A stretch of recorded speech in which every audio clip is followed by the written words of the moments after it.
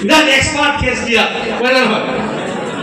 কথাবিলাক যুক্তি আছে না নাই এইবিলাক কোনো নুবুজে খালি কেছ কৰিব লাগে কি কেছ কৰিব লাগে এইবিলাকে জানে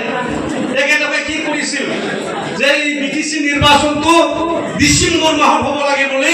পিআইএল কৰিছে হাইকোৰ্টত ইমান ভুটব আৰু নিৰ্বাচনটো সময়মতে হ'ব হয় না নহয় তেখেতলোকে কেছ কৰিলে হ'ব নেকি কোনো মানে নাজানে কোনো আইনৰ কথা নাজানে সংবিধানৰ কথা নাজানে একেবাৰে বিৰাট নিজকে জানা বুলি ভাবি তাকে প্ৰমোদ বড়ো ডাঙৰীয়া ইমান যে ভুটব কৰি দিছে ওদালগুৰিবাসী আজি বিটিআৰ চুক্তিত আজি ইয়াত চেন্ট্ৰেল ইউনিভাৰ্চিটি হ'ব লাগিছিল নেশ্যনেল স্পৰ্টছ ইউনিভাৰ্চিটি হ'ব লাগিছিল ট্ৰাইবেল ইউনিভাৰ্চিটি হ'ব লাগিছিল আপোনালোকৰ এই ৰেলৱে ক্ৰচিঙত ফ্লাইঅভাৰ হ'ব লাগিছিল আজি তাৰিখত হৈছে নেকি আজি তাৰিখত হৈছে